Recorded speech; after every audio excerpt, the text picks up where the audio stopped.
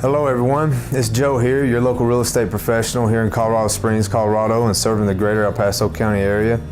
Today I want to go over some economic factors that influence the growth or decline of cities. The reason this is important is because economic growth also influences the real estate market. What we're going to go over is just some comparative advantages, and it's important that you understand that these advantages are interconnected and some of them feed off each other. The comparative advantages for economic or different markets would be transportation facilities, educational facilities, the creative environment, natural resources, the climate, labor force, and the leadership.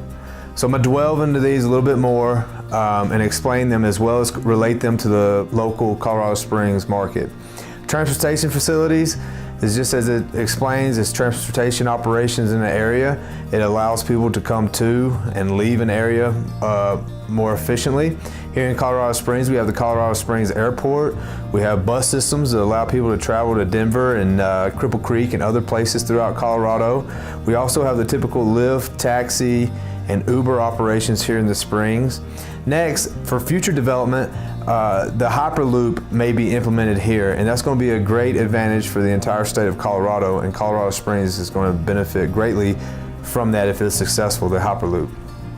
The educational facilities here in the Springs there's an abundance of different schools, colleges, and universities that have satellite campuses here. Two of the bigger educational facilities here is the United States Air Force Academy. That's a big one, well known. The University of Colorado is also here. Something important to know is that in 2014, the University of Colorado actually broke their record because in the fall of 2014, they enrolled over 11,100 students. So that's something to keep in mind. The next advantage could be the creative environment, and inside the creative environment you have all types of facilities, but the creative environment also covers utilities. You know, utilities are not available everywhere.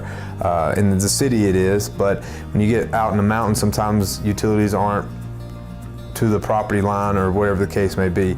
The creative environment also covers public services and cultural activities. Anyone who's been in Colorado Springs knows that there's a lot of stuff going on with the Olympic Museum being developed, cultural activities, all kinds of groups and arts and crafts, meetups that go on in town. And if you go right up the road to Old Colorado City, you know, every year we have the Territory Days, and that's a huge community event. Coming up really soon due to Halloween, Manitou Springs has the coffin races. Some public services in the area, one thing to always consider here in the Springs is that we got the Pikes Peak Library District, and it's arguably one of the best in the nation. Our library district gives a lot of resources back to our community and offers many classes and a lot of different things.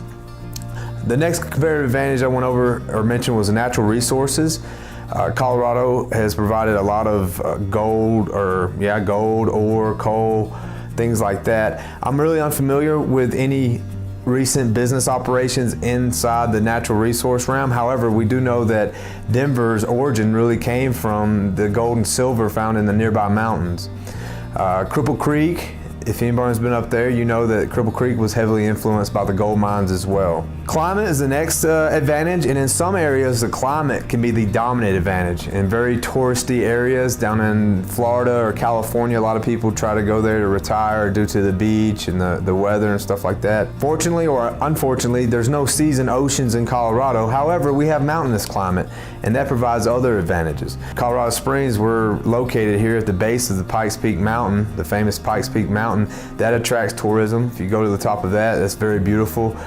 This mountainous climate also provides a lot of winter activities such as snowboarding, skiing, hunting as well, fishing, rafting, off-roading. So there's a lot of other activities that really attract people to come here. The labor force is a very important advantage, not only by quality but also quantity, how many people there to work, or the employment opportunities in the area. This can greatly be seen in South Colorado Springs, off South Nevada, where the urban development operation happened a couple years ago and is still ongoing. Many of you may know that they leveled off some of the older structures, and now there's new businesses and newer restaurants being built. There's a Chick-fil-A down there, a Natural Grocers, and some other businesses and restaurants, and what that does is that provides employment opportunities. And the reason this is important is because whenever employment goes up, it usually attracts people to move to that area.